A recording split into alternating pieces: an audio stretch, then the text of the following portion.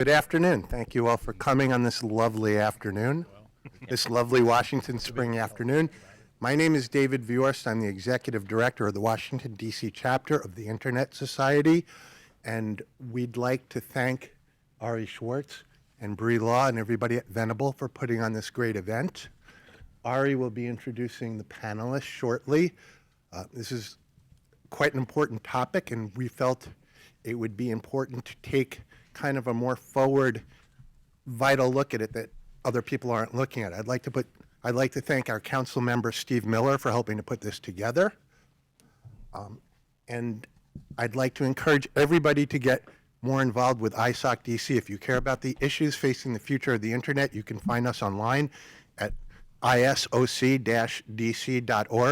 We're also involved in the planning for the IGF USA.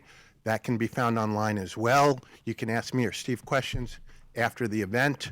Thank you for coming. Enjoy the event. And grab a lunch outside. They're pretty good. Thanks, everybody. Thanks, David. We have mics here, but so here's your incentive. We're going to be talking about incentives today. Here's your incentive, reverse incentive to come forward, which is that these mics aren't to project sound. They are for the video. So the people in the back of the room are going to have a much better time hearing us closer up. So sorry about that, but it does give you the incentive to move forward. Meanwhile, we will speak loudly. I'll speak up here. We're going to go in an order today. So we have three great panelists today. I'm really happy with how this turned out and the folks we were able to get to come today. Our first speaker, I'm going to introduce them before they speak. They're going to give you opening introductory remarks. They come from very different places in the ecosystem, in the cybersecurity risk management ecosystem here. So I'm going to introduce them each individually, and then from there let them talk for 5-7 minutes, and then move on to the next panelist. So the first is Olaf Kolkman. He's the Chief Internet Technology Officer at the Internet Society. We were fortunate that he happened to be in town as we were putting the dates together for this, and so we chose this date partially around his schedule. So glad that he could was able to attend. He has been responsible for leading the Internet Society's strategic technical activities, particularly as they pertain to issues and opportunities for enhancing the Internet evolution. Olaf has been actively involved with Internet technology since his astronomy studies during the early 90s. The Internet became his professional focus in 1996 when he joined RIPE NCC to develop the first of what has become worldwide test network. In 2007, he became the managing director for NL Net Labs. Under his responsibility, NL Net Labs produced the open source products, performed research on technical issues with global impact, and contributed actively to the regional and global collaborative standard and governance bodies, including ICANN, RIPE, and IETF. And he pushed the needle forward on development and deployment of DNSSEC. He described himself as an internet generalist and an evangeneer, someone with deep knowledge and internet technical aspects, particularly enjoys bridging the technology and policy gaps, which makes him a perfect speaker for this panel. Thanks. Olaf. Oh, I thought you were going to introduce everybody first. No. I'm going to introduce each person individually. Perfect. So, my background is I come from the internet world. So, when I think about risks, I think about the systemic risks of the internet. Coincidentally, we've just published a survey, or we didn't. CIGI and Ipsos just published a service at which we collaborated, where 24,000 users, a little over 24,000 users, were surveyed around the trust in the internet. And on the question whether you whether they overall trust the internet, only 12% strongly agreed, and 43% agreed somewhat. And I think that is a risk. I think that the lack of trust in the internet is something that that is a risk. And we've been thinking about the incentives to create better security on the internet. Let me give an example. Usually, when you think about security, you think about it in a fortress type of way. You think about, how do I put up the walls? How do I put up the gates? How do I make sure that the bad, evil world doesn't come in? That is a thing which you have under control. The risk management around that is under your control. You have a fairly good idea about your assets. You have a fairly good idea about your control, your available controls, and so on and so forth. But there's also another aspect. If in the internet, if you have a device that is connected to the internet, it can be used as an attack vector against that internet. It can be used as a stepping stone for further attacks elsewhere, and it can be used, for instance, as part of a botnet, which is I assume everybody knows what a botnet is, but it's a series of connected hosts that have been taken over and direct a bunch of traffic to one single place, basically cutting off a section of the internet or a specific a company. There is a responsibility to make sure that whatever is in your area of control doesn't impact the rest of the internet. But all those risks are completely externalized. So if we think about securing that piece of the internet, then to me the questions come in. How do we create a sense of responsibility whereby the externalized factors, how does my security stance impact the rest of the internet? How do you incentivize that? This is particularly important in the context of Internet of Things. We're shipping devices, hundreds of millions today in the consumer market. And we've already seen that some of these devices are configured in a bad way. This is not new. It used to be the case that we had modems, the ordinary modems that had an interface with default passwords. Now it's security cameras that come with default passwords, or with not very well patched security vulnerabilities. And this is a thing that is happening today. Companies that were traditionally not in the business of doing internet security or even computer security have now become computer and ICT companies. If you were making dolls previously, now you're making connected dolls. If you were making fridges, now you're making connected fridges. And so all companies are slowly becoming IT companies, and all these companies have a responsibility, perhaps without even knowing this. My biggest question around incentivizing and risk is in that area. When we talk about risk here, I think we mostly look at inwards risks. What happens if data is breached? That is also important for the trust in the internet, obviously. But my question is, how do we incentivize the rest? So that is sort of my question here to the panel and to the audience, I guess. And with that, I'm going to hand back to the moderator. Okay. Next we have Aarti Soni.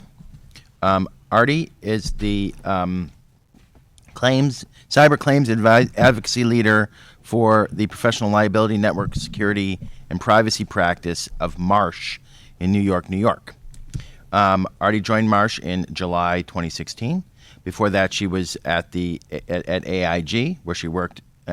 She also worked before that as an associate at two national law firms. And she also was assistant general counsel at Chubb, where she was a member of the cyber product board there. And she also got her both her undergraduate and law degree at American University, right around the corner. So she's familiar with Washington, D.C. as well.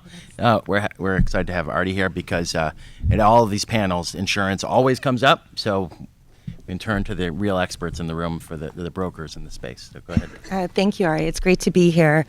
I wanted to give you a little bit of background in cyber insurance without boring you to tears, but I think it's important because cyber insurance has become a major player in the risk transfer market for cyber. So cyber policies were born out of technology E&O policies, and E&O is errors and omissions.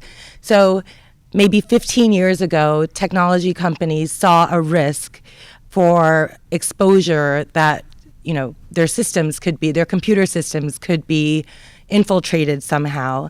In the market, what we did is 15 to 20 years ago, we took traditional errors and omissions, professional liability coverage, and then took traditional property coverages and merged them together to be a cyber policy. So you have a first-party element to it and a third-party element. We've seen a huge shift in thinking in the last couple of years, and at every conference involving cybersecurity, this comes up, and I always say it when I speak, but we've seen this shift from the IT to the boardroom or the C-suite, and I can tell you that that's been very demonstrable in my less than 1 year at Marsh. I've had colleagues who are on the property or D&O side, and they tell me every year they go to a prospect to, try to sell cyber insurance, and they were just meeting with an IT or risk manager, and now they ask me to come and present in front of boards because this issue, for several reasons, you see a lot of incidents in the media. That's huge. And what happens, I can tell you from working at an insurance company and a broker, is the minute a breach happens or a hack, anything that's newsworthy, everybody calls and says, is it covered? Is it covered under my policy? Do I need to get it covered under my policy? So we just sort of have to stay on top of those things. Another thing is vendor contracts are requiring cyber insurance in many cases. So in business-to-business transactions, the way you see general liability or workers' comp, even though there's not a great understanding of cyber insurance or the kinds of limits that are appropriate, people are still requiring it in contracts.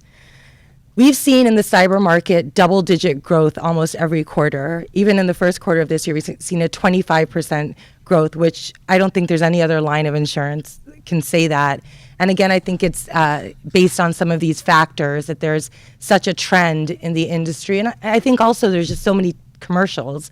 We were speaking earlier that now cyber is spreading from large businesses to small businesses. Cyber insurance is also now available for high net worth individuals, and it's now we have enough information and we have enough data about how it functions to be able to shape it and make it more malleable and fit, customize it.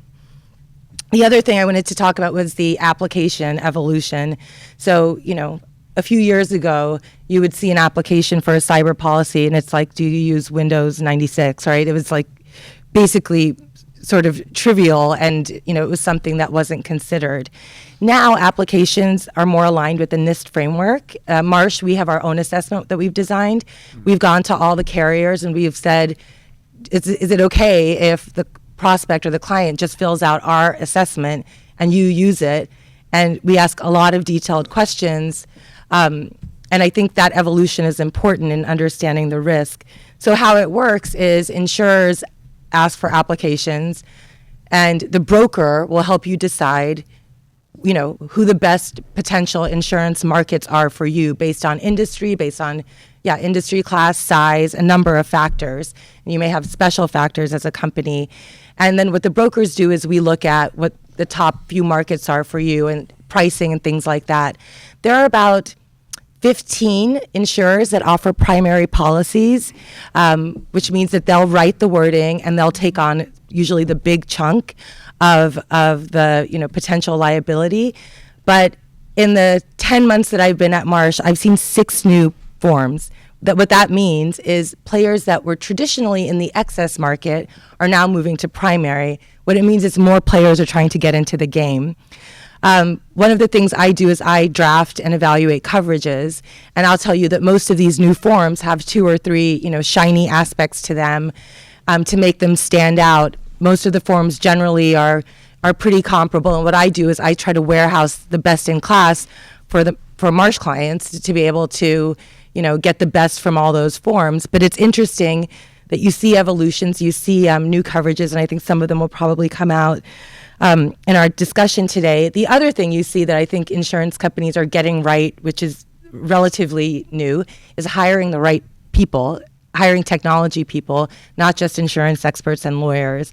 And that's been a huge shift. I worked at Ace Chubb before, and we actually hired, when I was on the cyber team there, we actually hired the enterprise risk management head cyber lead and brought him into our products department just to help us be conversant, in the technology aspects. So I spoke a little bit about underwriters. So what underwriters do is they look at the assessments or applications, and then they place, they decide what the premium is, and then the prospect or the client decides, which carrier they'll go with. Like I said, there's a lot of movement in insurance coverages. The average insurance policy probably has a shelf life of, a year, 18 months, 2 years before it's manuscripted so heavily. And again, that's sort of based on what's happening. I don't want to say the insurance industry is reactionary, but to some degree, when you have clients asking, what do I really have here?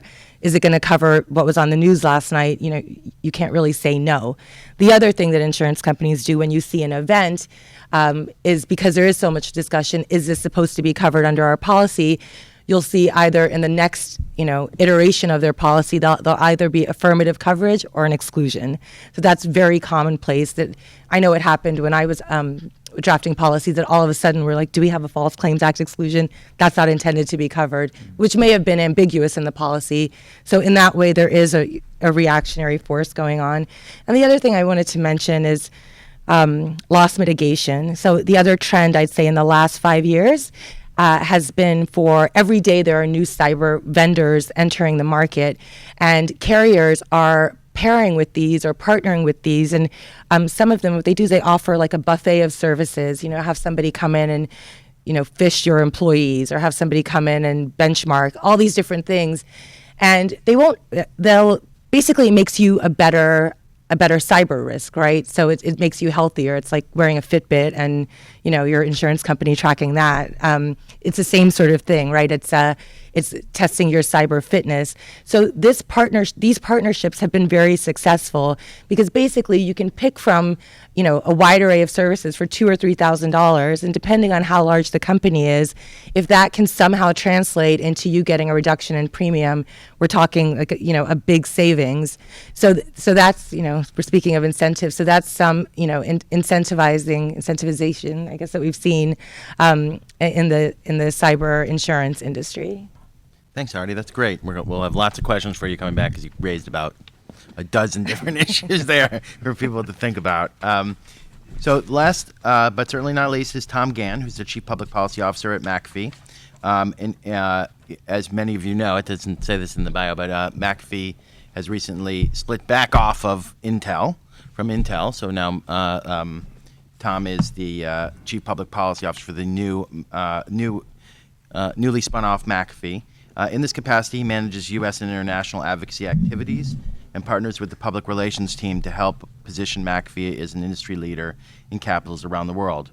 Prior to joining McAfee, Gann managed cybersecurity policy, government relations, alliances, product marketing, and sales functions at Intel, Sun Microsystems, Siebel Systems, and Digimarc. He started his career on Capitol Hill working as legislative director and chief of staff to Congressman Tom Campbell from the great state of California. It doesn't say that in here, but I added the California part because I know Californians out there. And Gann, and he has a master in management from the London Business School. Oh, go ahead. Well, thanks, Aarti. The big thing to say, it's always a pleasure to be here on a panel with such distinguished colleagues, and it's always a pleasure to be here with Aarti, an old friend. At McAfee and Intel, we've thought a lot about cybersecurity incentives for a good long time. The matter of incentives pops up in so many ways. It pops up on a grand scale, whether in the insurance market. It pops up in public policy circles on the question of, should one regulate or should one put in place positive incentives to create the right kind of cyber behavior. And we see it every day with our customers, whether corporate customers, government customers, or even smaller consumer customers. The issue of incentives really is part and parcel of our business. It's for that reason that we, earlier in the year, worked with the Center for Strategic and International Studies and helped support some very unique research that that think tank did. Their research focused in on the question of how misaligned incentives work against cybersecurity. And indeed, a very fine report was issued by that research group. And it really looked at a more narrow question in the area of cybersecurity incentives. It looked at the incentive structure for IT decision makers in organizations from top to bottom. So the chief executive officer, C-suite, all the way down, most importantly, to the cybersecurity operators and skilled professionals that deal with cybersecurity on a daily basis. Now, CSIS really is a very fine think tank, and when they do studies, as you would expect, they focus in on being very substantive and data-driven. So toward that end, the researchers polled and interviewed some 800 respondents across the globe to get their feedback on cybersecurity best practices, risks, and incentives in particular. The research was conducted in the US, the UK, Germany, Brazil, Japan, Singapore, Australia, and Mexico. And what was so interesting about it was that we saw divergent points of view on incentive structures from the top of an organization to the middle ranks down to the operator levels. What were the key findings? Well, there were significant misaligned incentives that were identified. The first one is there's a divergence on incentives between attackers and defenders. Attackers have very neatly coupled incentives. Their market is characterized by a highly fluid one. Information is exchanged quickly. Incentives are aligned quickly to able individuals from the top to the bottom of the attacker supply chain. On the other hand, in the defender market, too often we see middle management and, most importantly, cyber operators in environments that are highly bureaucratic with a lot of top-down management, and they're having to deal half the time just with their organizations and some of the challenges that lie within them. Strategy versus implementation. Some 90% of organizations that were polled at the top levels felt that they had a cybersecurity strategy that was working. But less than half of the actual operators who were working the problem day to day had confidence in those cybersecurity strategies. Executives versus implementers. Again, there was a gap. There was a gap, as just mentioned, on the perception of the degree to success of their cybersecurity strategies, but there was also a very different point of view on incentives, on motivations, on aligning such that strong cybersecurity health could be achieved from top to bottom. And I'll go into a lot more detail on these findings as we proceed. On the question of cybersecurity strategy, 93% of organizations report having a cybersecurity strategy, but in terms of the numbers, only 49% feel that the strategies have actually been implemented. Nearly 60% of IT executives believe that their cybersecurity strategies are sound, well thought out, and are being implemented. But of the implementers who actually deliver the services, who are protecting their organizations every day, only some 30% of the staff actually agree with their bosses. Now in Washington, we always take a great interest for sure in public policy and government agencies. According to the 800 respondents, the view was that governmental organizations were doing, broadly speaking, the least good job of actually implementing cybersecurity strategies and tactics.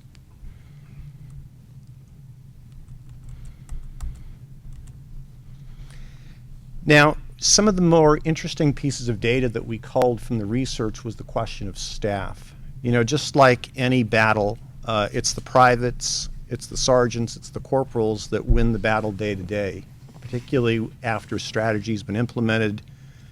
But in the context of a battle, confusion reigns, and it's your operators that make the most difference. Here we saw a profound impact on the differential types of incentives that exist between the attackers and the defenders. While cybersecurity criminals have a direct incentive for their work, the survey shows that there are few, if any, real incentives, according to the operators, for them to put their best foot forward and ensure the best protective environment possible for their organizations. 42% of implementers reported that, in their view, no real incentives existed for them to do their best job. That was compared to 18% of decision makers, and interestingly enough, 8% of leaders. So the higher you went in an organization, the higher degree of confidence there is in your strategy, the higher degree of confidence there is relative to incentives working. So what were some of the big takeaways of the study? You know, I think more than anything, there was a sense that there was a lot to be learned from the hacker environment, which seems to be very efficient, very fluid, and very effective in all respects. The first one was hackers leverage market forces. You know, the hacking community market is characterized by a highly decentralized model. Information flows quickly. Individuals are quickly assigned roles and compensated according to their abilities.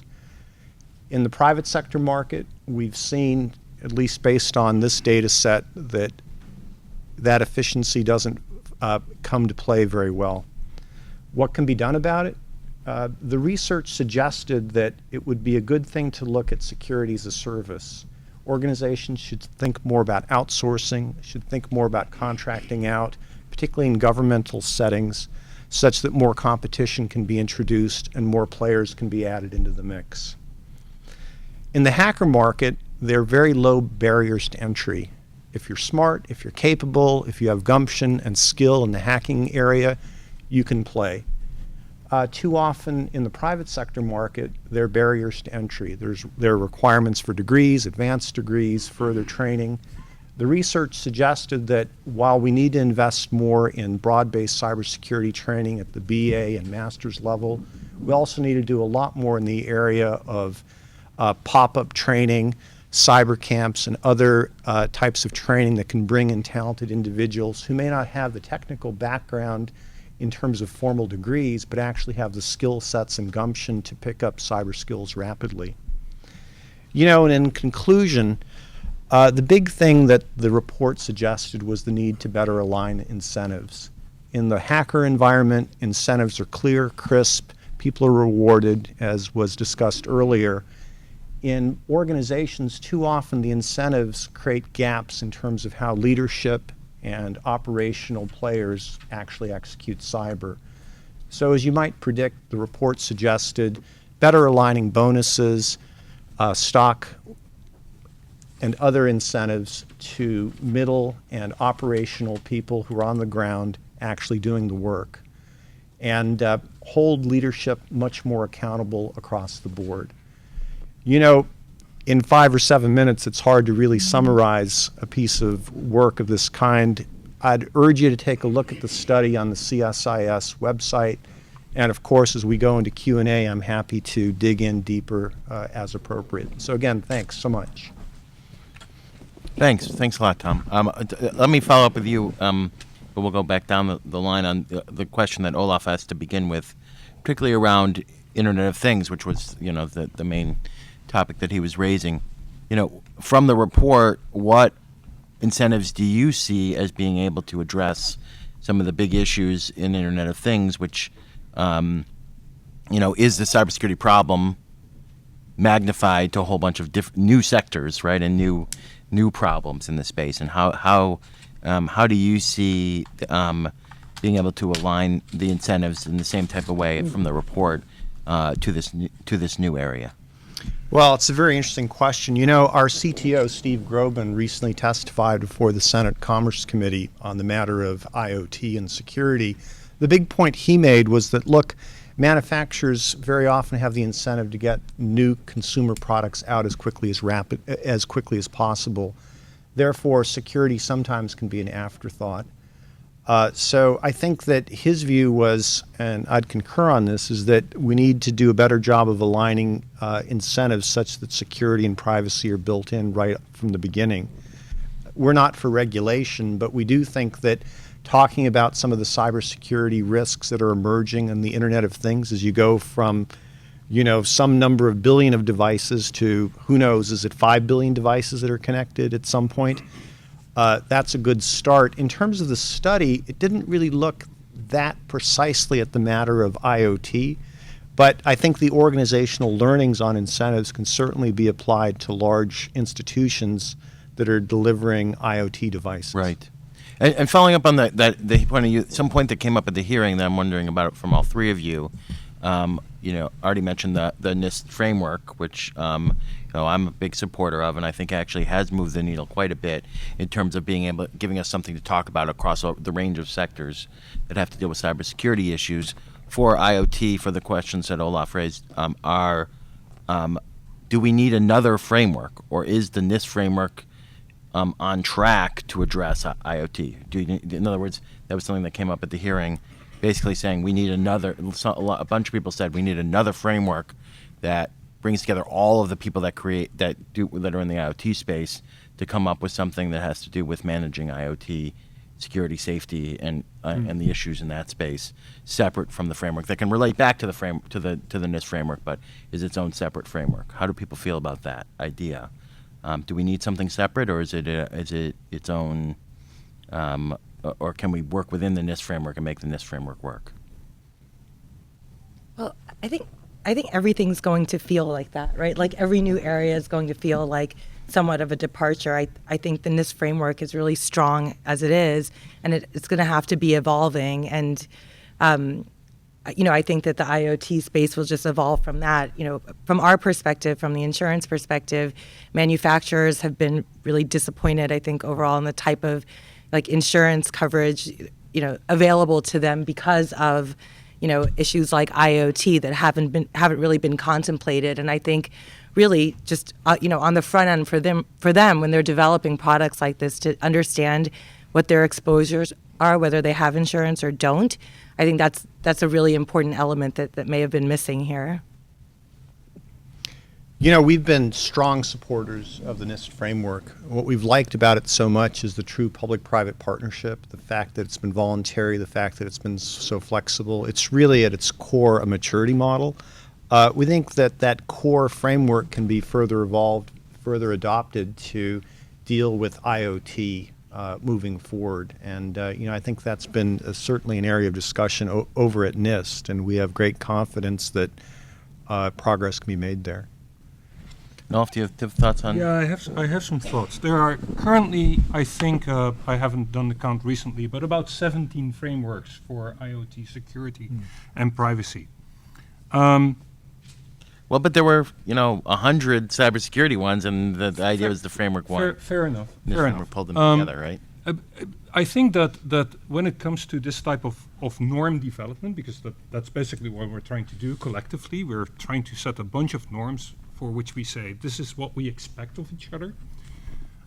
There are several incentive structures. What is the reason for a organization that ships IoT devices in the consumer market to apply the NIST framework? I don't know.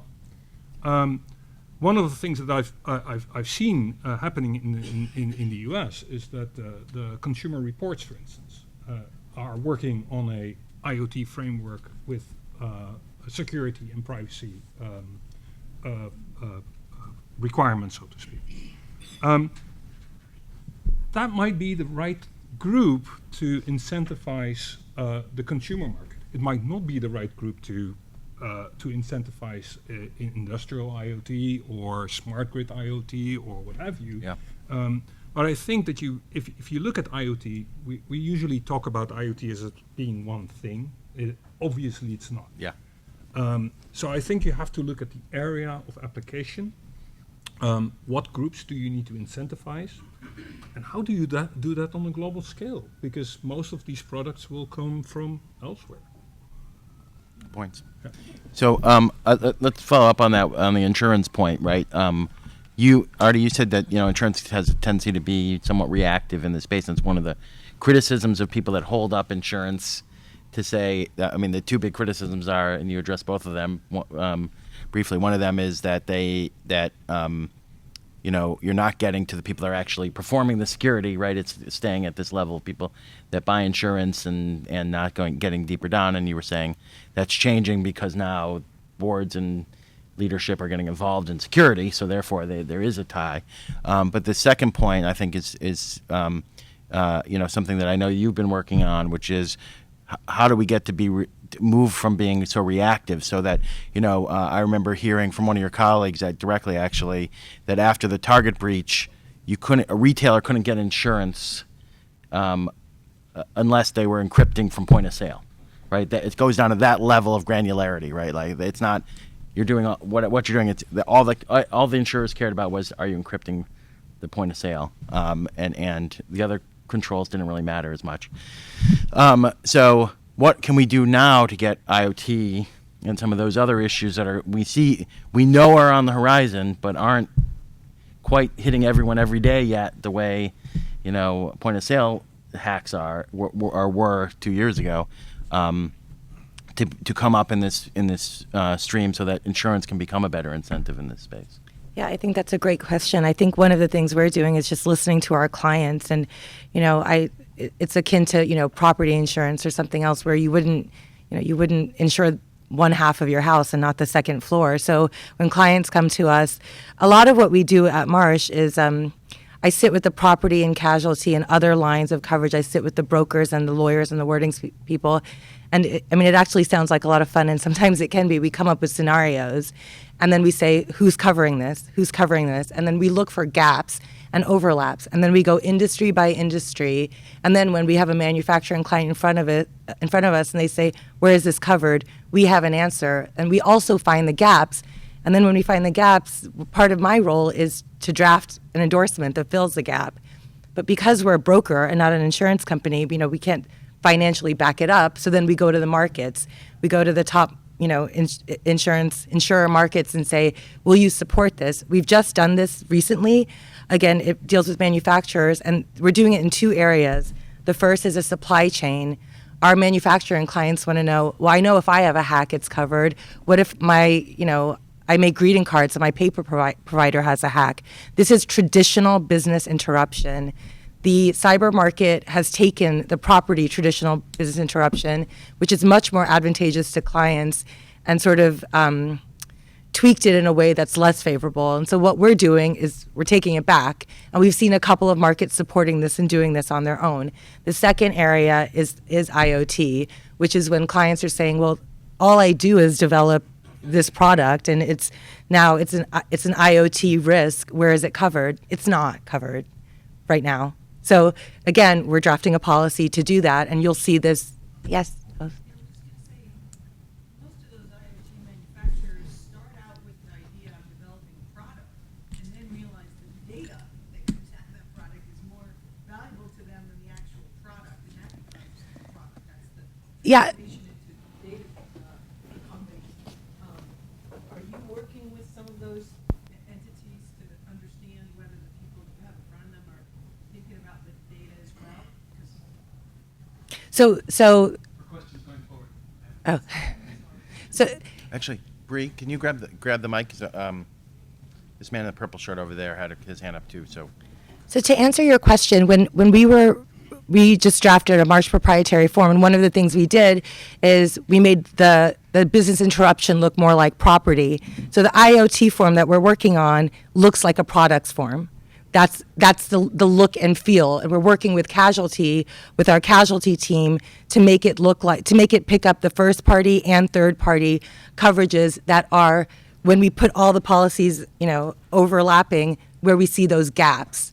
And the other thing is, I think if you're an IoT manufacturer, and I see this with every line of business, you want to see the words, right? So the definition I have of product in that policy is Internet of Things product, right? No ambiguity. They want to see the terms of art written in the policy.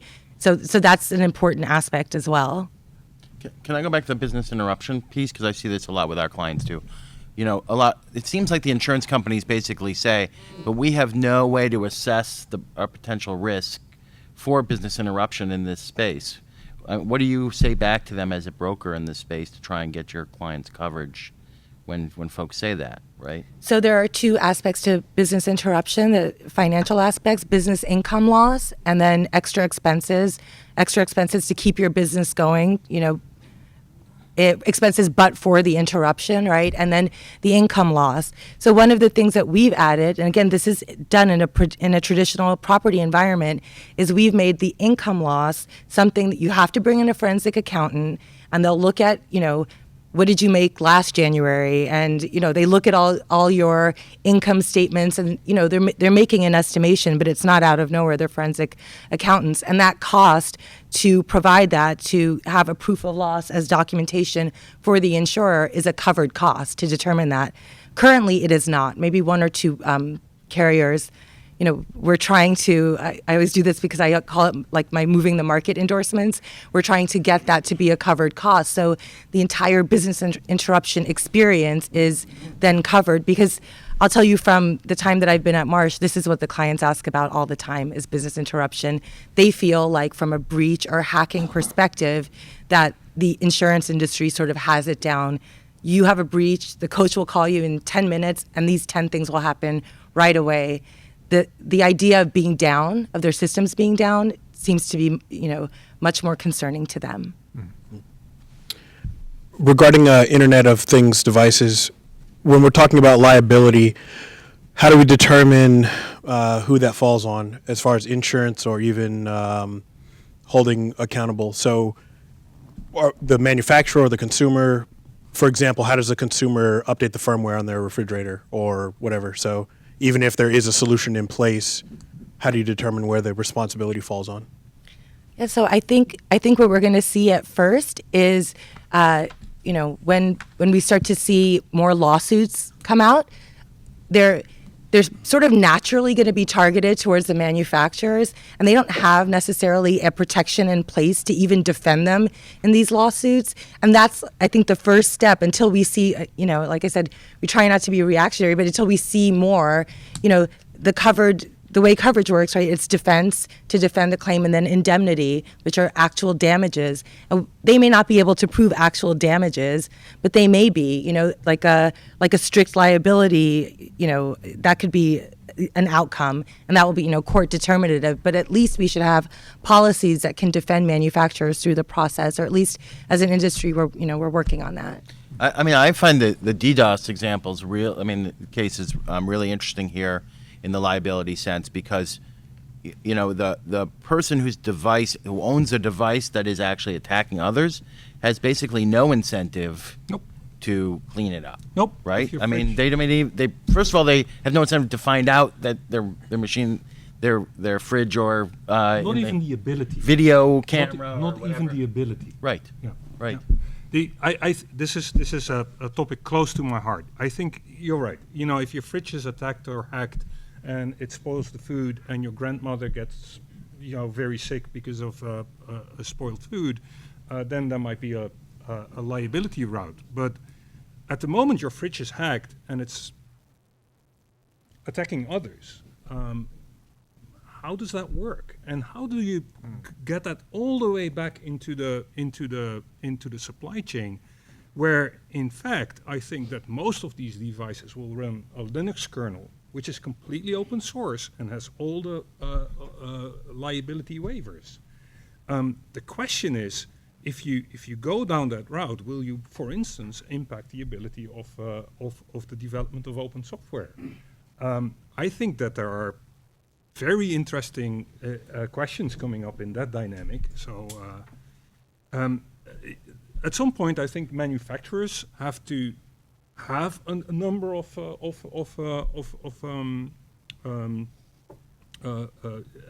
live up to a number of expectations. Again, in the number of frameworks, the the OTA framework is one that basically describes that. What is your expectation? What do you need to do when you build a device like that? Software upgradability, making sure that you have the basic security functions in there. And perhaps if that type of frameworks become the norm, then we might see liability be projected, because that's once that is a norm, you can say, you should have known that. And Tom, you see, there's been a lot of talk on the Hill about legislation in this space. How are you feeling about legislation and some of the legislation moving forward, or the ideas about legislation moving forward? So I think there needs to be a great deal of care in the policy domain when it comes to IoT security. There can be at times a great instinct just to regulate. What we see with our customers is that a good number of them, particularly the corporate and enterprise customers, are already in highly regulated environments, whether in energy, finance, what have you. Too often you get a check-the-box mentality where our customers are simply trying to meet the requirements of the regulation, check the boxes, and be done with it. We're then asked to assess how secure their organizations are after they've done these processes. And too often the bare minimum is done. It's enough to get through the regulator reviews, but not enough holistic thought is being given to strong security. That's why we like the NIST framework so much, because it's a more holistic, more maturity-based model approach where organizations, can pinpoint their security today and where they need to go. So thus, in the IoT market, much of this is developing. I would say that policymakers need to be very wary about mandating security because of the fear of a check-the-box approach. At the same time, I think the hearings, the focus on education, consumer awareness, adds a lot of value. And, we see great scope in the private market for such things like consumer reports to, over time, come out with reports like they do with cars on the matter of which IoT devices are, more secure versus less secure. So I think it's early. Let's see how the market develops before policymakers get too in love with regulation. Yep, just two quick things. One thing is I used to work for the federal CIO and the federal CISO at the White House. And so my bosses worked with NIST to release a NIST publication. So I just wanted to share that with y'all on IoT standards. And that was Special Publication 800-160. And that was released in November. It's kind of lengthy. It's more than 200 pages. But I figured, it's something that relates to the discussion. And the other question I had was based on local governments, counties, things that y'all have seen in the insurance industry, is there anyone that you can point to that is doing a good job at, like you said, the cyber fitness in terms of preparing themselves, testing, things like that folks at local governments can look to as an example? So let me just raise also in the first place quick commercial, which is for NIST. NIST is hosting a workshop on the next version of the framework on the 16th and 17th of May. And on the 17th in the morning, it looks like they're going to have a panel on IoT and addressing, what's in 160 and what the future of the framework should be. So. And on a similar note, one of the things that NIST is doing in that IoT space is looking at software upgradability. I think that is the type of gap analysis that they're involved in are there standards that allow for software upgradability, because that's one of the technical things. NTI has a workshop on this tomorrow. Yep. And so let's answer the question now on local governments, on tools for local governments. What's your local? Who's doing a good job working with local governments? And you want to? Well, happy to address that. At McAfee, we've got extensive relationships with state governments around the U.S., whether New York, whether California, Texas, they're all good customers. We see examples, particularly in the large states, where best practices are definitely being implemented and executed in it. This also brings us back to the question of the NIST framework. The NIST framework is being adopted on a voluntary basis by more and more states, which I think is a good thing. To create a synergy, a common language that the federal government can use when talking with states makes a lot of sense. One thing that we've also liked is Senator Warner bill that was recently introduced that puts in place a cybersecurity grants program at DHS for state and local government. And the idea is some percentage of the DHS grants should henceforth be used for cyber. While cyber is an allowable use at DHS, too often the funds are used in other areas, and some percentage, some appropriate percentage, I think would be justified to tap those grant pools for states to improve their security, and then using the NIST framework as a guideline, I think can up the ante for states that are lagging behind some of their leading state colleagues. Let me say, I mean, in the work that when I was at NSC, we followed states really closely, and I would say the states are all over the map, and as you said, some of the larger states tend to be better, but they really are. There's a big mix there, and there is the multi-state ISAC, which is a good resource for states. I mean, it's designed for states. There are a lot of good resources for state and local governments out there. Most of the time, it's the fact that they don't have enough resources put to it, rather than on their side, rather than the available things for them to go to. I would say I'm more concerned about large universities. If you look at kind of the sectors and where the different sectors fall and the ratings of different sectors by different groups, those that do kind of outside pinging especially, they'll tell you that universities are way below every other sector.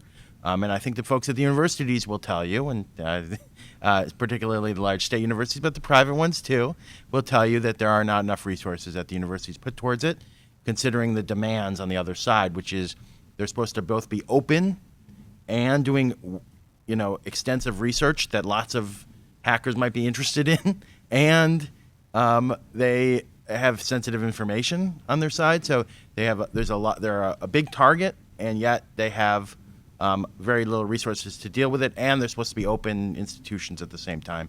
That's a big challenge. We'll let Lance follow up on it before we go to Steve. Well, I was going to ask another question, but for those of you who don't know me, I'm Lance Hoffman from George Washington University, and I run a couple of cybersecurity programs there. I am not, thankfully, in the business of running the university's computing operations. That said, my question is, for that one in particular, where is the reward structure going to come from for universities? And indeed, we're in a dynamic situation here where universities are changing ever so slowly. Education is changing ever so slowly. We're seeing way more people getting educated and trained in other places other than universities. A comment was made earlier here today about, well, maybe you don't need a bachelor's to do this or that or the other thing. Absolutely. And the question is, where are the incentives going to come from? And especially if universities running, you think of a university running both big data centers and small research labs that are open to hacking and that sort of thing. What happens if the architecture changes? You look at the NIST framework or other frameworks, they're pretty much are assuming a lot of similar architectures. What if suddenly the architecture changes? I'll give you one example. Automobiles, the first seatbelts came in, the patent or something was on them in 1890 or something like that, but the first seatbelts didn't really appear. I think one was in 1950. They weren't really mandated till after Ralph Nader's Unsafe at Any Speed, and in the late 60s, early 70s, and that sort of thing. We can't wait 80 years to change here. So where are the reward structures coming from? Especially to push, universities are a great example because they're big research universities are slow moving despite the, where do you go with that? So, and let me just add on. I mean, we know universities have had breaches and there've been incidents, right? And they've been sued, and yet we still have these same issues. So I don't know how people feel about the incentives, both at universities and this. I think Olaf can answer this also. The broader question about the changing infrastructure.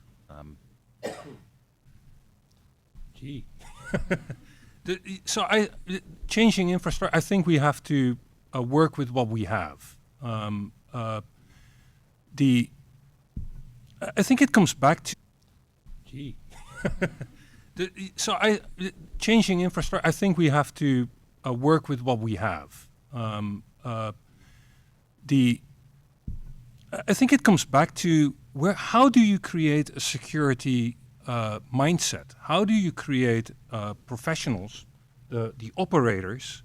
How do you empower those operators to work with a security mindset in the environment that they're active in? And if that environment evolves and they have a security mindset, then they will evolve with it. If they work from a compliancy perspective, if they have a compliancy checkbox perspective, then that changing environment will not get you the security.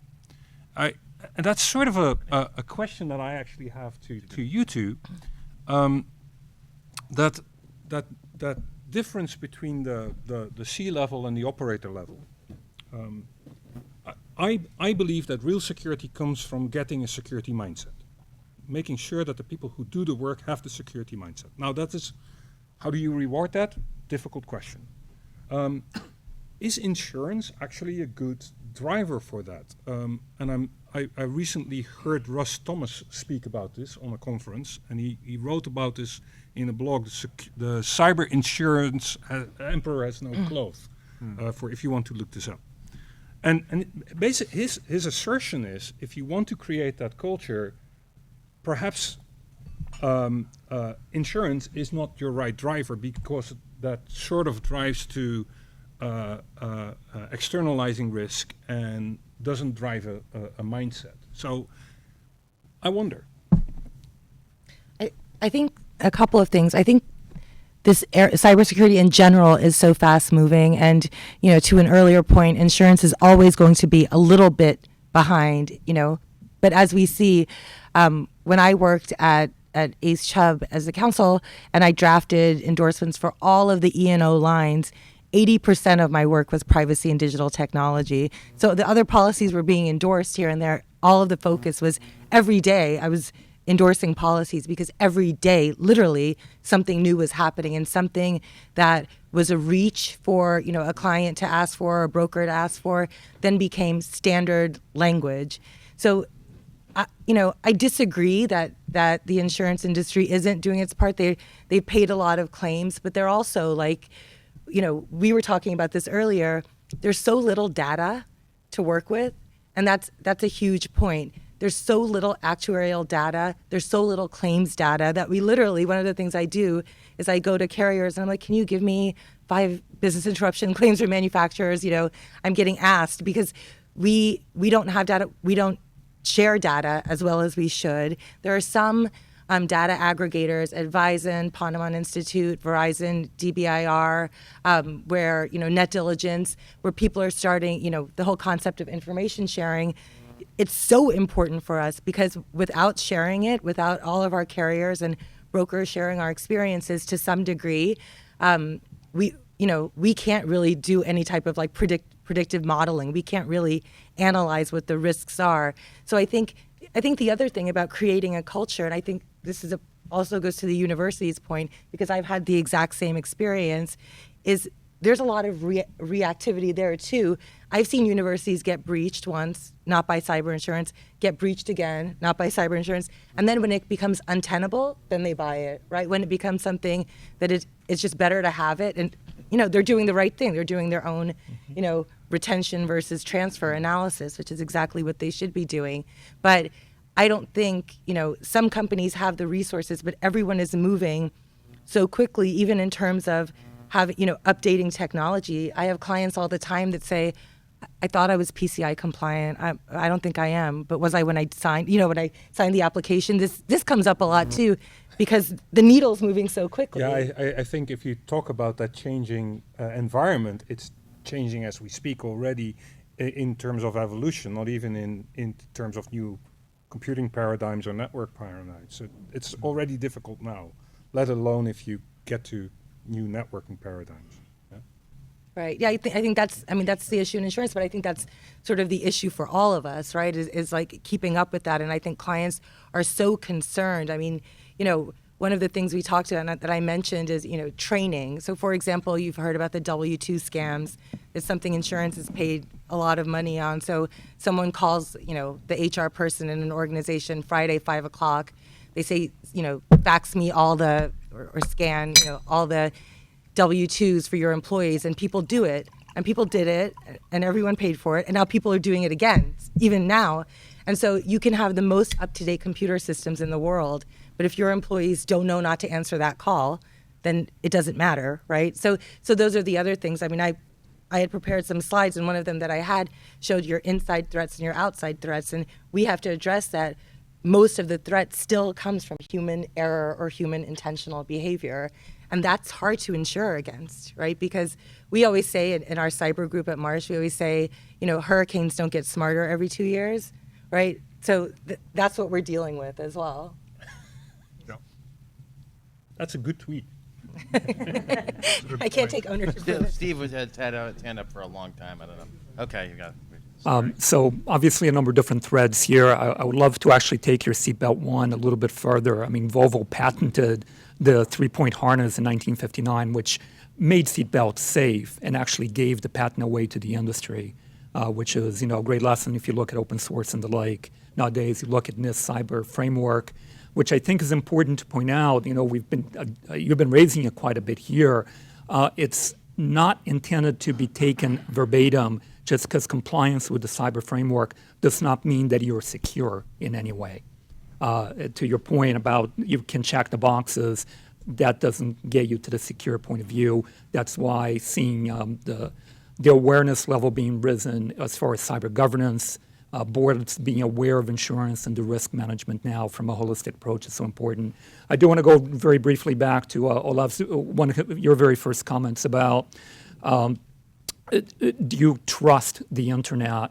I sometimes wonder whether there is a little bit of a faulty logic there. The internet simply being this thing that's out there, right? So do you trust your toaster?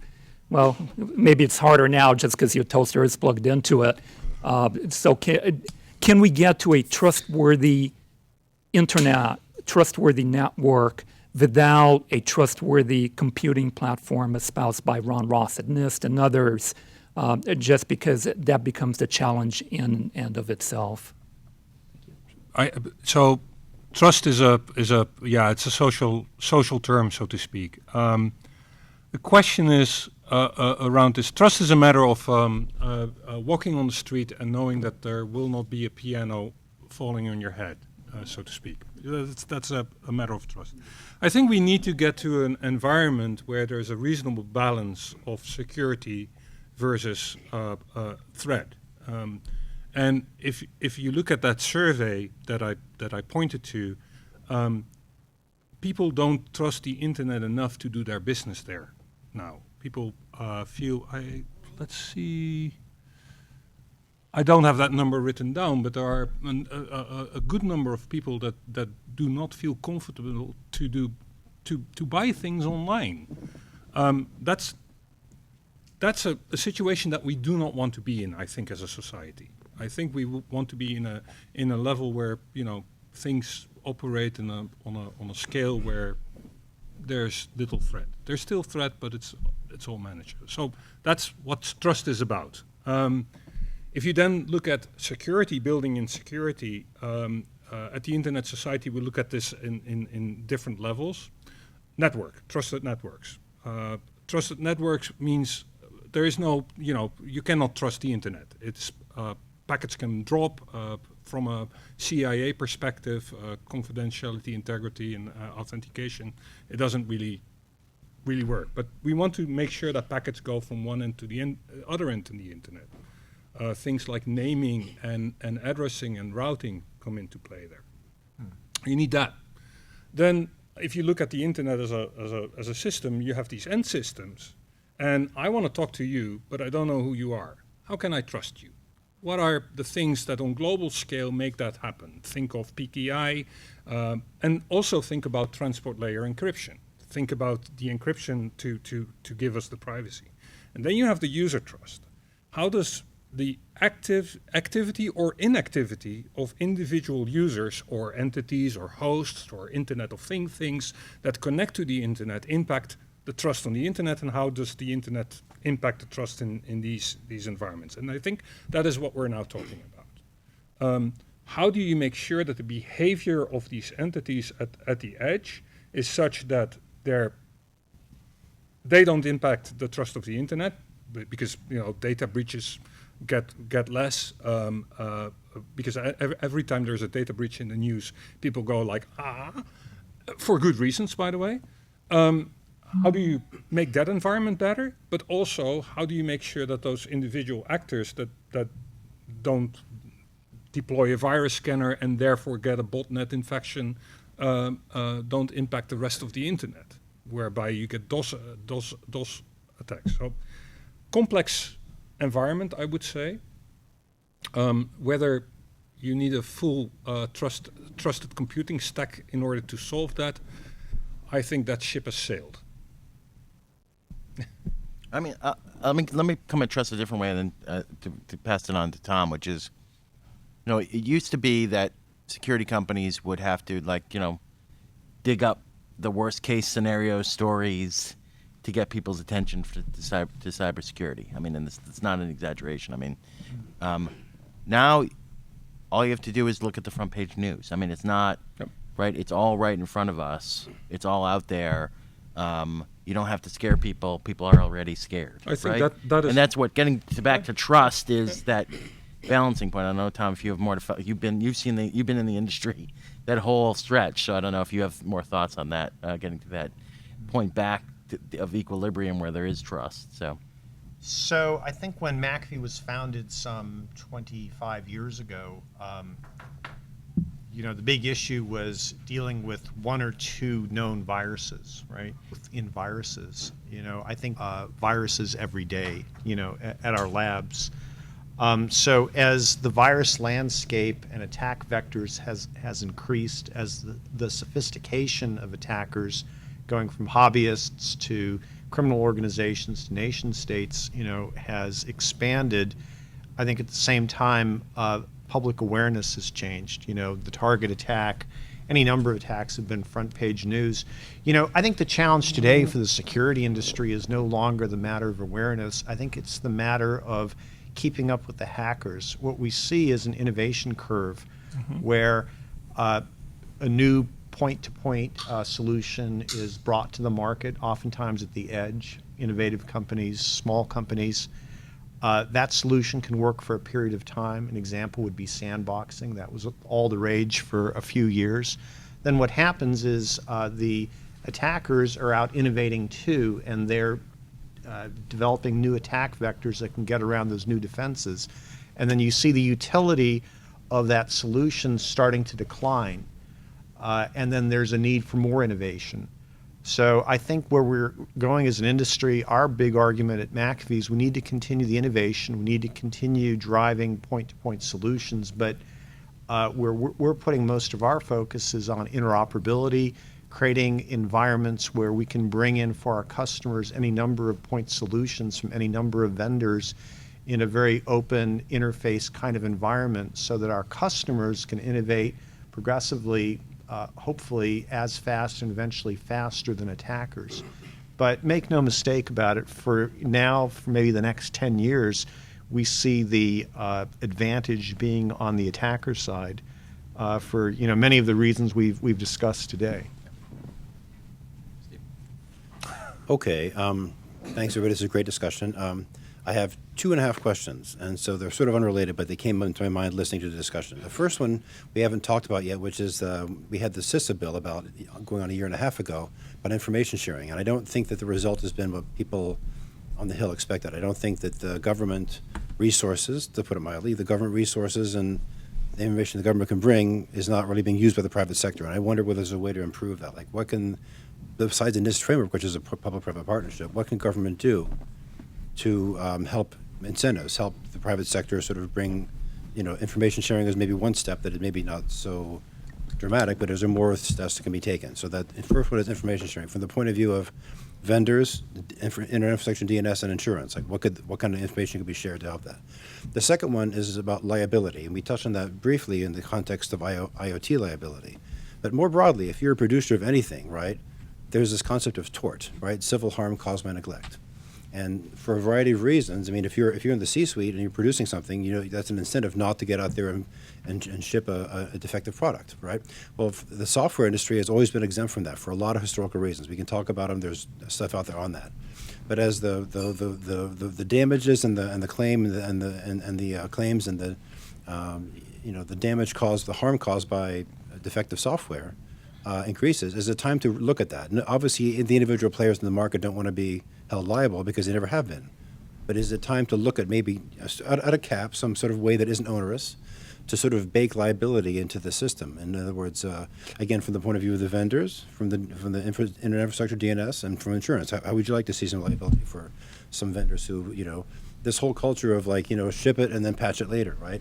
At a minimum, if they had to rethink that, they could reduce some of these zero-day liabilities if there was a way to do that in some way that was not onerous for the system, yeah. And the final question, the half question, is for Aarti, which is about claims and payouts. I know you can't talk about individual clients. I know there's very skimpy data so far. But what percentage of people who buy policies end up making a claim?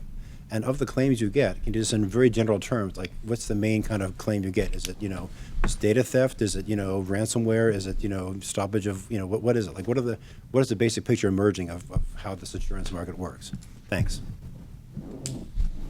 So let's start with the first question, info sharing. It's a question, it's something I worked on a lot of, but I know other folks have views on info sharing. Tom, why don't we start with you, just on general on, what we've seen with info sharing pre and post CISA, and your take and McAfee's take on it. Well, let's not forget how hard it was to pass CISA. The fact that it got done, the fact that DHS is standing up quite successfully an automated indicator sharing system. It's not where it needs to be yet, but a lot of progress has been made. The fact that we found consensus between the national security types, civil society, other stakeholders, this is something that we should remember was a hard-fought thing and merits praise. More needs to be done, right? On the matter of incentives, there are a couple bills on the Hill right now that would give accelerated tax credits for organizations that join information sharing organizations. That can help. Beyond that, we think that more work needs to be on updating CISA. Right now, they're just working on indicators of compromise. There's far richer data sets that could be looked at that could add a much more robust security environment. And we think that could be a CISA 2.0, but again, you get into deeper privacy concerns when you do that. So I think it'll take, a couple of years for consensus to develop to make that adjustment. But I think those are two areas where further progress can be made. I mean, I'll just follow up on that point to say info sharing, I think, is an important piece of coming up with solutions. It has never been the full answer. A lot of people on the Hill sold it as the full answer, and that was a huge mistake on their part. At the time, I think we were pretty strong when I was at the White House to say to people, we're doing 7 or 8 different things. The framework is part of it. Information sharing is part of it. Working with critical infrastructure and getting them more ready in each individual individual sectors is part of it. Working with the sector-specific agencies to do that. That's all those are all pieces. There's definitely more info sharing today than there was in the past. In some ways, because of the way that some of the new threats have come around, info sharing might be less important than it was even at the time that CISA passed, because the churn on the types of threats that we see is greater. So sharing an indicator doesn't mean as much today as it did 3 or 4 years ago, but it's still important to do, and it still catches stuff, and we need to continue to improve it. So I think it is still really valuable to do. I think, there are companies that we're never going to share information, and passing CISA does not require them to do so. But there are a lot of companies that today are sharing that we're not sharing before. I think it has helped to build more information sharing organizations which is a positive thing. In the bill that we put forward, the last bill in the White House, it was that we try to push more of it towards information sharing organizations. I think that's still a good idea. So I like the idea that Tom raising that. I think is positive. I think we need to promote information sharing organizations more to see more success in that space. There is some of that going on with the ISAO work continuing, but we need to do more of that going forward. And I think you see some of that even in the draft EOs that we've seen from the Trump administration. So I'm hopeful in that space. Anyone else on info sharing? How about some of the info sharing that's going on among insurance companies? Right. So I think I just spoke a little bit about some data aggregators that are working in the insurance space, and every year there seems to be a little bit more involvement. So you'll see maybe more carriers or more brokers participating. In terms of we were speaking about this earlier, but there has been some buzz about the government requiring insurance companies to share their data and to share data, regarding breaches. I don't know how well that will go over with an insurance company, and if the incentive is just to be able to get then actuarial data and claims data that they can use, that might incentivize them. At this point, they hold on to their data so tightly that it's already a challenge to get them to share Don't it. some of them? I mean, you worked for insurers, so you would know this. Don't some of the states already require them to share some of that data? Yeah, some So- do, and they're so heavily anonymized and sanitized that sometimes their value is, when they're sharing with the states, they have to give more exact information. But I don't know that that's going out into any form that then becomes, if the states give them information back, or if it's something that they're just required to do, or if it's something that they get a benefit from, like an incentive from. So you have a question on this point, or? Because we still have software liability and claims data to. The software liability issue's going to need to be resolved with alcohol. So I'm going to go back to the issue around sharing, because I think there's a lot of confusion about what is actually shared and the value of what's shared. And I think there is, from the private sector perspective, it's good to have the liability issues for sharing resolved through the legislation. But the sharing is not the point. The point is to take action afterwards. And so something that I think has only come to mind in the last couple of months, but for the insurance industry to consider. So the Cyber Threat Alliance is the top cybersecurity companies coming together to share that information in a way that enables them to provide better products and services. So if insurance companies, when they're doing the analysis of a potential customer, can look to see whether the entities, vendors that they're working with are using products from that entity that's participating in the alliance, because then you know that that particular company, I'm not going to say anyone in particular, has better information and so what it does is it gives you a little bit more confidence that the security posture that you have is enhanced by having better data. And the Cyber Threat Alliance model is not just, okay, I'm going to join that. They're actually validating the value of what it is that you're sharing with an algorithm, which nobody, because everybody likes to be a part of these groups to share, but it's not sharing equally all the time in terms of amount and quality. So I throw that out there because even though and my teenage daughter will vouch for this, more on the stick than the carrot side, that instead of talking about just incentives, you have to also talk about things that you have to do from a regulatory perspective. I think giving credit to companies who are doing good security things beyond hygiene is important. So I throw that out there because information sharing, people are confused about what that means. There's a difference between the insurance folks sharing as required with their state insurance commissioner and regulator information about what's going on, because that's part of the regulatory environment in the insurance sector, which unfortunately is state by state, so it has a layer of complexity, versus the threat indicators that the ISALs and ISACs and the Cyber Threat Alliance does. So I wanted to make that distinction. Yeah. And to say No, that. incident information is different than threat information. Obviously, that's a very good point. And I don't know, do you have any thoughts on the idea of, either Tom or Aarti have thoughts on the idea of whether it's, the idea of giving a benefit to being something like a member of CTA or FSI-SAC, or where they're getting the real threat information?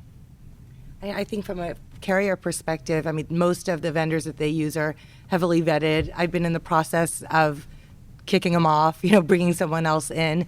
But I think that, to your point, this would be another, like even just to get on the panel, because there's so much, the volume is so high at some of the, the 5 or 6 biggest carriers that are dealing with, cyber policies, that if you're a vendor who has an agreement with that carrier and you're being basically recommended or on their panel, that's not an easy spot to get. So something like this type of accreditation would just go further in, in having, in the carrier being able to give an endorsement basically for those vendors.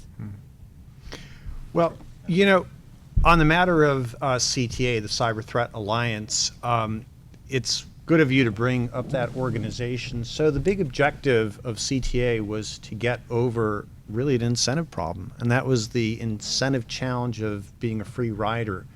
In our industry, everyone wants the cyber threat data, but oftentimes there's been historically a reluctance to share the threat indicator data with others in the industry.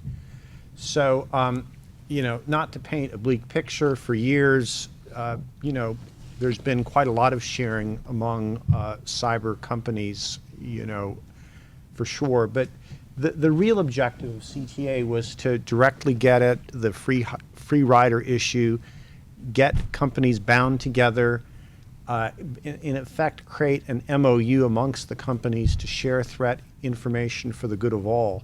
The CTA, I think, has been around, a year and a half or so. We've just hired our executive director. We're making good progress. The ambition is to grow the alliance, add more members, create more robust information sharing among members, and then likewise over time with the government. So, I see this as a very good trend line relative to progress. Thanks. So let's move on to the software liability question. Olaf, since you haven't spoken in a while, why don't you? I'm still trying to internalize the whole sharing discussion, because there's a global component, and seeing these things clutter within, or essentially domestic or national organization makes me worried a bit. Although I understand what the incentive models are there and the trust models that create those initiatives. I would say CTA has some international members now. Okay. They didn't originally, but now they've added several international members. I cannot remember which telecoms, European telecoms just joined, but that's why I kept my mouth shut, Yeah. because I don't know enough about this topic. Yeah. Anyway, But you were saying the point about DHS. It's important for the point about DHS automated indicator sharing. The international component is a good. It's a good And point, there's standards activities around that I know of. Right. How do you do the sharing on a semantic level and so Exactly. Yeah, right. Anyway, you were saying that the liability might help with zero-day disclosure, or addressing zero-day, and I think that's probably not correct. The 0 days are things that you don't know of. You cannot fix or be held liable for something you don't know of.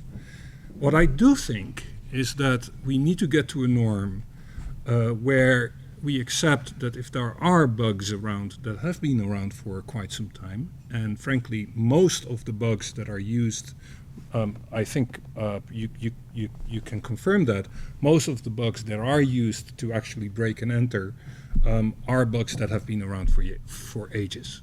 Depending how you count, it's between 80 and 99.9%, right? So it's like 80 if you say there's one thing in this whole exploit, right, that was never been seen before. It's at 80.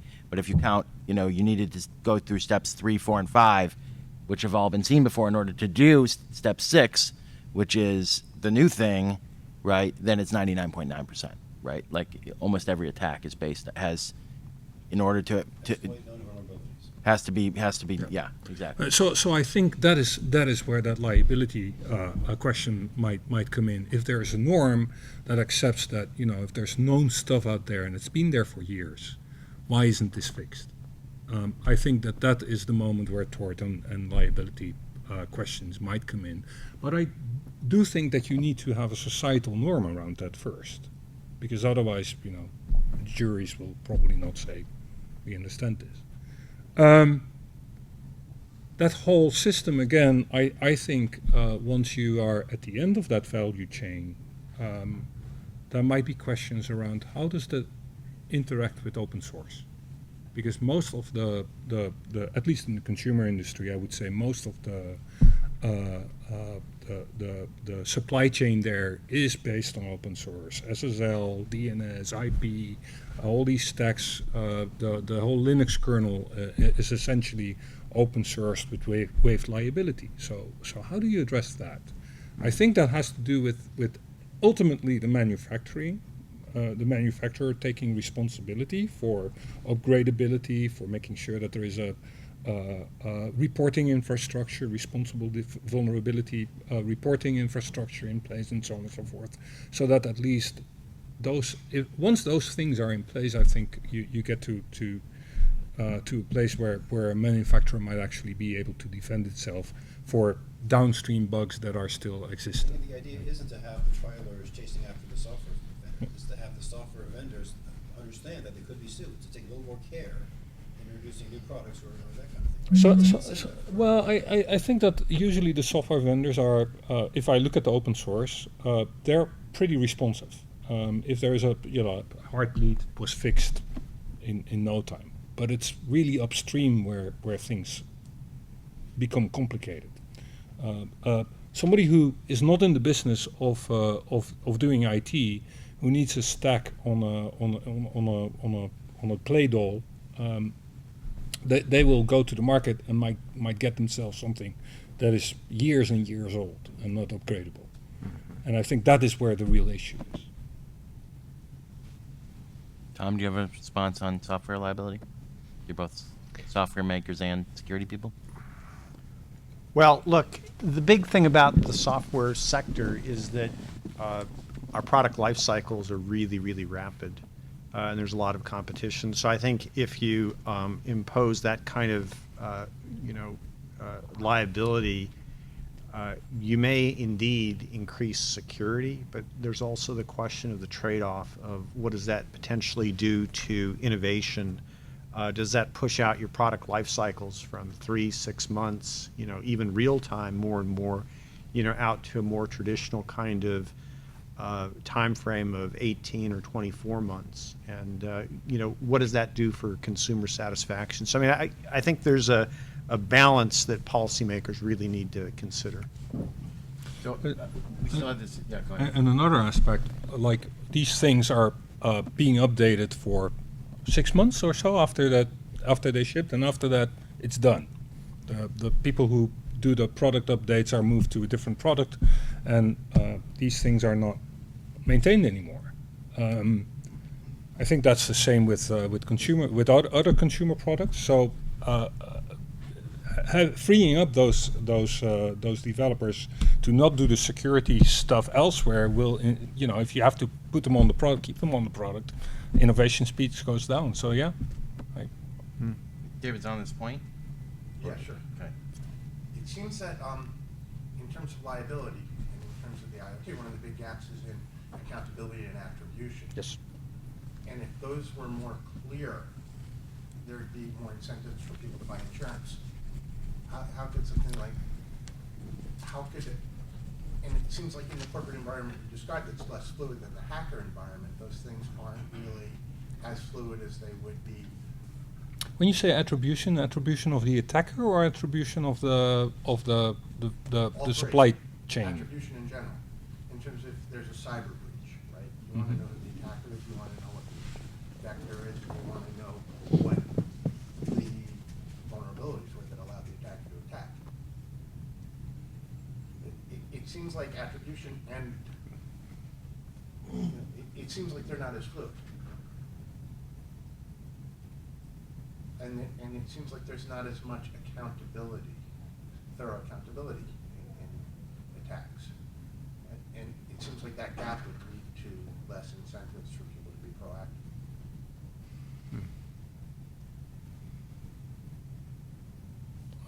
I'm trying to understand if there's a question in there. How could markets or policy increase accountability that would lead to greater incentives for people to mitigate vulnerabilities? Would you agree that there's, that markets and organizations are slower to, So if it comes to accountability, I'm thinking GDPR, sorry, the privacy regulation from Europe. Are you thinking about that type of accountability, where if there's a data breach, it'll cost you? or it'll be known, or the people responsible will be known. There's more knowledge about what happened and more consequences.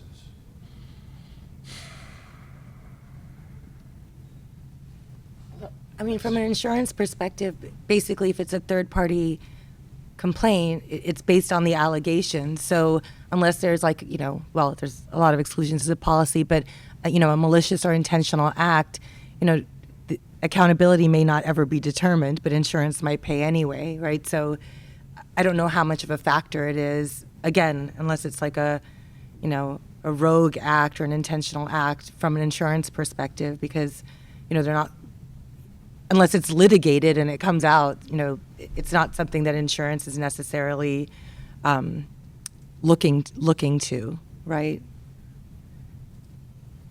You want to follow, get to your claims question, or? No, it was more about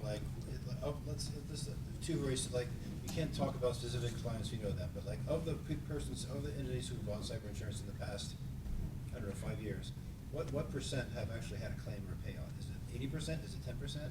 And of those payouts, what's the most common payout? What type of it? So I think it's shifted. I can't answer your first question just because I don't know. The second, I would say right now, ransomware is very popular because it's relatively easy to do. There's a lot of claims that go unreported. Depending on the revenue band, industry class, et cetera, of client, you may have $1 million, $5 million, $20 million retention. So again, if there's, the probability or possibility that, I talk to clients all the time that have $1 million retentions and a $7,000 ransomware payoff, and they're not going to report it, right? So do insurers cover the ransomware payout? Yes. They do? yes, Do they do. they cover if you have business loss insurance, if you decide not to pay it, will they cover the? No. So they're basically incentivizing people to pay off the ransom. They do, and the first question is, do you have a backup? And the amounts tend to be smaller, and they tend to be sort of random, 13,000. They're paid in Bitcoin.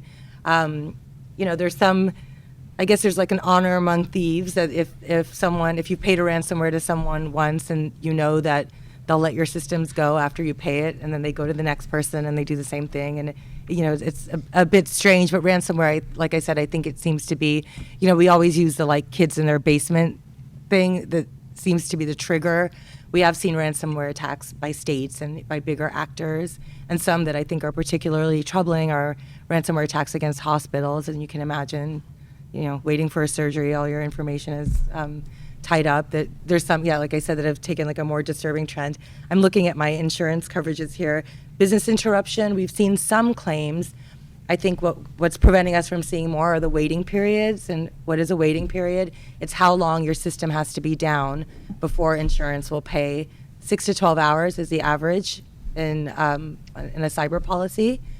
We see anywhere in that range. A lot of people don't make it that whole time because, frankly, their systems need to be up. They have backups, they have whatever. 6 to 12 hours, if your system is based on your network, is a long time. So we're trying to push those down. We've been sort of successful.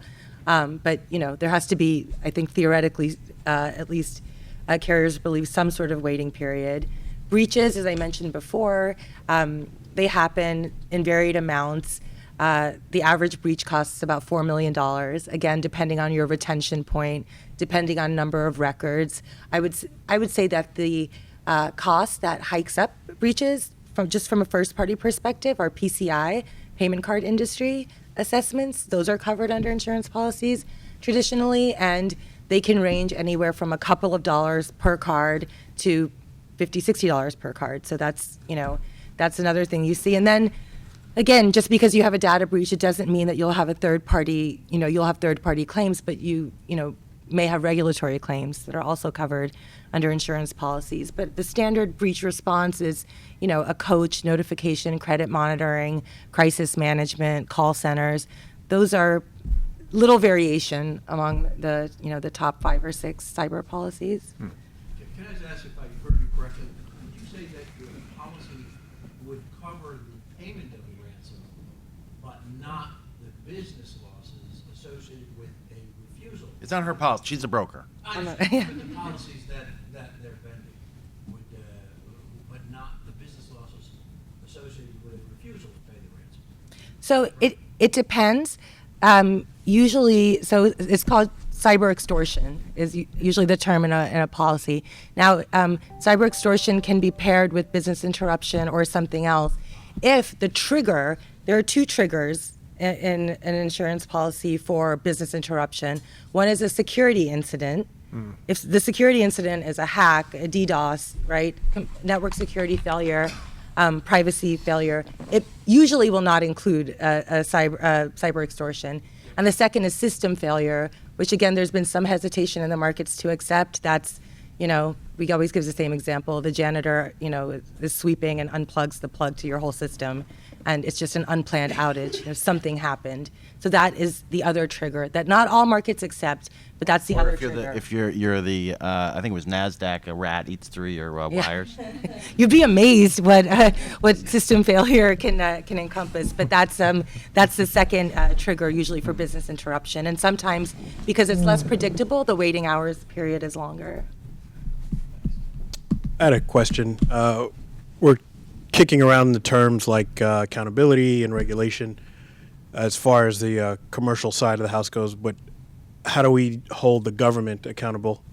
We've had school systems that were hacked, Office of Personnel Management. My mom joined the Air Force in 1979, and her information was compromised. I joined in 2000, and my information was also compromised. So if you're talking about the scope of information over the course of period, that's pretty absurd. But I love doing this in Washington. How many people in this room have got the OPM notice? Exactly. Oh my! Exactly. So, Tom, you're probably the most, you follow this most closely. So the question of accountability within organizations, look, I think a really timely way to look at this question is the draft executive order from the Trump administration. Draft number 2 that we've all seen puts a great deal of focus on the importance of having cybersecurity accountability put right at the top of each organization, right, with secretaries of departments, with the head of OMB, and then flowing through organizations. That's exactly the right place to put it. Likewise, in organizations, we're seeing more and more boards getting a lot more focused on cyber. We're seeing more boards put at least one person with cyber expertise, in the seat of the board membership, such that you get more accountability. So it has to start at the top, and you have to drive it bottom down. But obviously, there's a lot more work that needs to be done. That sort of is counterintuitive given the report you just cited. Well, you're right. It is to some degree. I mean, I think what we see in organizations that are healthy, you see the best of both worlds. You see accountability, you see leadership, you see the buck stopping at the top, but you also see the right processes organization-wide, such that middle management operators are properly aligned, they're properly compensated, And most organizations that are top of class in terms of capability tend to have, really always have, holistic programs from top to bottom that produce real value. And that's absolutely what's needed. So it's creating the linkages between leadership and accountability and incentives organization-wide, which will tend to get you the better outcomes. So, I'd like to answer this one too, because this is something I really have put a lot of time into and I care about a lot. To me, and the reason that I agree with Tom that the draft executive order that we saw, we'll see if it still continues down this path, but the draft that we saw, it heads in the right direction, is because you have to make it the mission of the government agency as early on as possible into when the leadership joins. Because the problem is, if the agency's mission is, let's say you're talking about the Department of Interior, if the person coming in sees their mission as, protecting public land and making sure that people going to visit it have good experiences, etc. Cybersecurity is something that is a external an external factor that that needs to be addressed in order to make those other things work, right? If cybersecurity is part of the mission, right, from the beginning, then it's something that gets measured, it's something that they put budget towards right away, and it's not something that gets pulled off of. It is not, in other words, it is not something that is a drain on other mission activities. It is a mission activity itself. So it's important to make that happen up front. Otherwise, when they're coming up with what we're going to do, cybersecurity gets added on later on, and it's always going to be a drain, as opposed to for governments where they're in the business of maintaining information. Cybersecurity could be part of the mission from the beginning for pretty much every agency. That's in alignment to what we just talked about Yeah. in terms of the consumer space, where when you were in the business of making fridges, you are not in the business of IT security. And that's the big change that the world is going through now. Right. So that there's a symmetry there. Yeah. It's a good point, Aarti. Other questions? We'll do these last two and then. Mike Nelson with Cloudflare. Ari, I was really interested in your question about an hour ago on whether the NIST security framework needs to devote more attention to the Internet of Things. I wanted to add to that question and say, does it also need to pay more attention to ways we can use the cloud to provide better security? A lot of the framework, a lot of the other frameworks that Olaf mentioned, they all seem to imply that I'm going to buy a box for my network, or I'm going to put some software on my own system. I mean, this is a self-interested question. But I also asked, told Aarti this too, which was, I filled out an insurance form not so long ago for one client, and the first question, one of the only 3 questions on it was, are you running antivirus software on your systems, right? If you're in the cloud, the cloud company is for you, but you're not running it Let's hope yourself. so. So your answer is no, right? You have to answer no. But and that doesn't even make a difference in how you get insurance or not. Like, it's not, the idea of being in the cloud is not even thought of in the insurance space at all. So not to pull back to insurance, but just to make that. And this does lead to a more general question, which is, how do you deal with cybersecurity regulations that were written 15 years ago? Yeah. Often they have 10% of the tools that we use now. So You Olaf, were- what were you nodding Yeah, about? well, no, I think actually that in terms of some of these frameworks, I do think they address the cloud and the realization that a lot of the data that is gathered by the sensors that make up Internet of Things end up in the cloud, somewhere out of the control of the sensor itself, or even a user. I might be wrong here, but I do think that these type of again, this comes back to taking a proactive security stance and thinking about what are actually the things that I need to do when I put out a sensor, I collect private or personal data, and I store it somewhere. I always say the cloud is basically somebody else's computer. what do I need to do if I store data on somebody else's computer? Encryption. How do I maintain that? What do I do when it got breached? Do I have the breach notifications in place? Do I have the contacts in place? Do I have the information sharing in place? So it's that type of mindset that is needed. And I don't know the details of the NIST framework and whether that's being addressed. But again, it's not about the compliance; it's about the mindset. Yeah, I mean, I think the thing within this framework is it's a risk management framework, as this man over here said earlier, right? It's not a compliance framework. So if it's as a risk, you have different risks in the cloud. You need to take that into account as you use the framework, and some of that is addressed in the intro to the framework. I mean, where it basically says if you use the cloud, you need to look at this differently. Some of the risks that they identify are different than the risks that you would identify if you were living in a cloud environment. If anyone has done a profile for the cloud, right? Yeah. Here's the stuff you need to do for the cloud, which would be a great project for, for you and me to work on. Yeah. we're doing profiles in other areas. Now that people are doing it, let's do it.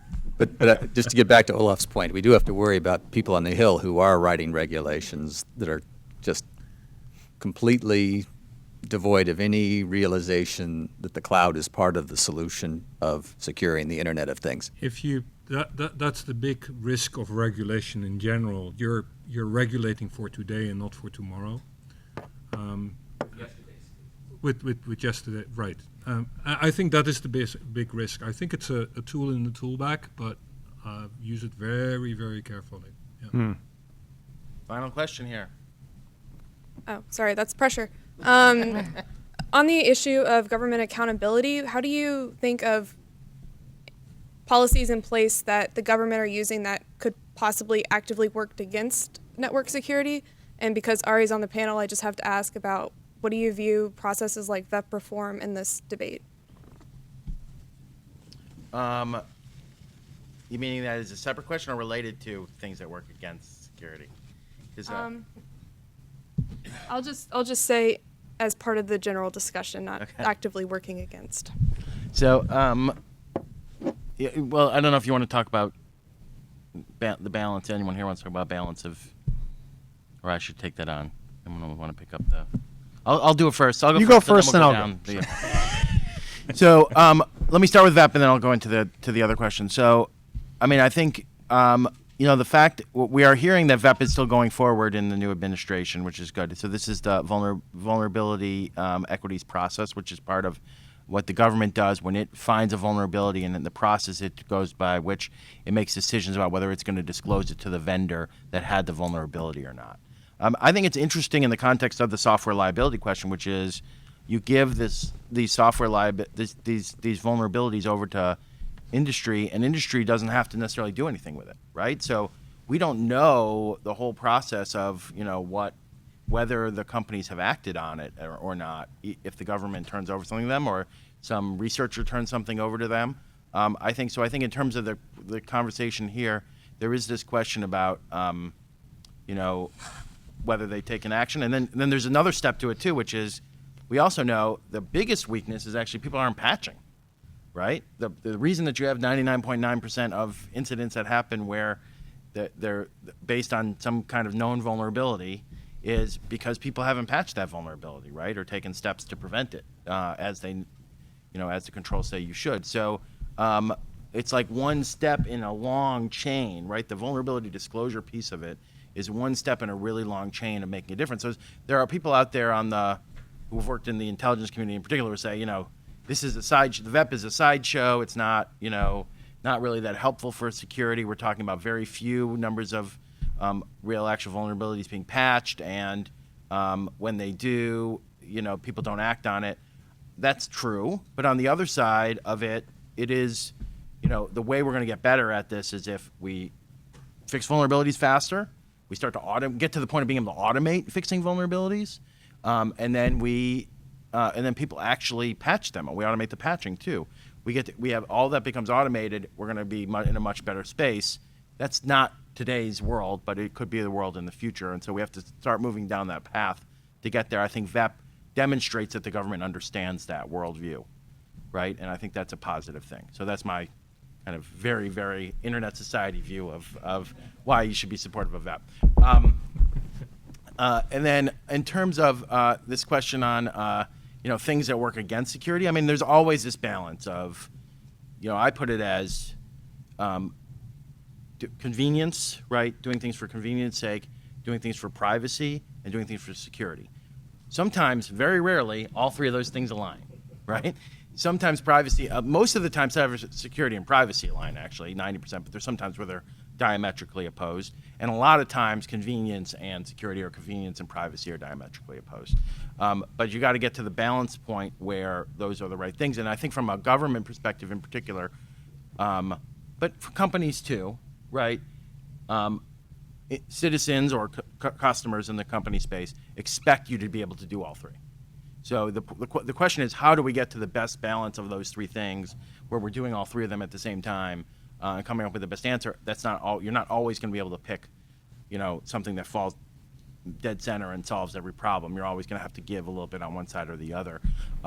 Obviously, security is becoming a lot more important in that discussion. That goes to what I was saying before about, that we just don't. We're not at the level of trust that we used to be at here. You have to take security more seriously than you did in the past. Well, I think we're closing off now.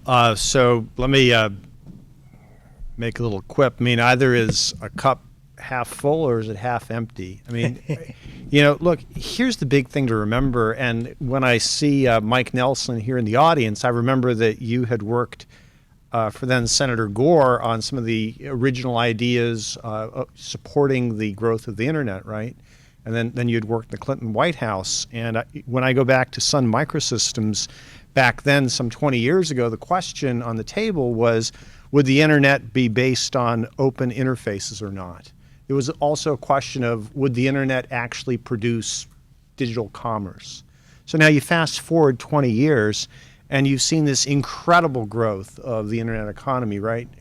Trillions of dollars are being transacted on the internet. It's being used in ways that no one had predicted. Look at Khan Academy. People 15 years ago were thinking about how do you do education online, and so much innovation has occurred. So here's what I would say. All